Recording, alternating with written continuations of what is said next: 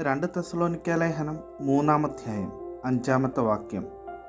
കർത്താവ് താൻ നിങ്ങളുടെ ഹൃദയങ്ങളെ ദൈവത്തിൻ്റെ സ്നേഹത്തിലേക്കും ക്രിസ്തുവിൻ്റെ സഹിഷ്ണുതയിലേക്കും തിരിക്കുമാറാകട്ടെ.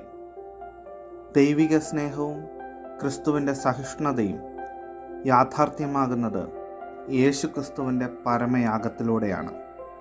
ഗത്സമനയിൽ പിടിക്കപ്പെട്ടതും ഗബഥയിൽ അടിയേൽക്കപ്പെട്ടതും ഗോൽഗോഥയിൽ തകർക്കപ്പെട്ടതും നമ്മുടെ രക്ഷയ്ക്ക് കാരണമായി. ദൈവസ്നേഹത്തിൻ്റെ മറ്റൊരു ഭാവമാണ് അവിടെ പ്രദർശിപ്പിക്കുന്നത്. കഷ്ടത സഹിഷ്ണുതയെയും, സഹിഷ്ണുത സിദ്ധതയെയും, സിദ്ധത പ്രത്യാശയെയും ഉളവാക്കുന്നു. അങ്ങനെയെങ്കിൽ ദൈവസ്നേഹത്തിലേക്കും സഹിഷ്ണുതയിലേക്കും തിരിഞ്ഞ് പ്രത്യാശയുള്ളവരായി നമ്മുടെ ജീവിതയാത്ര മുന്നേറാം.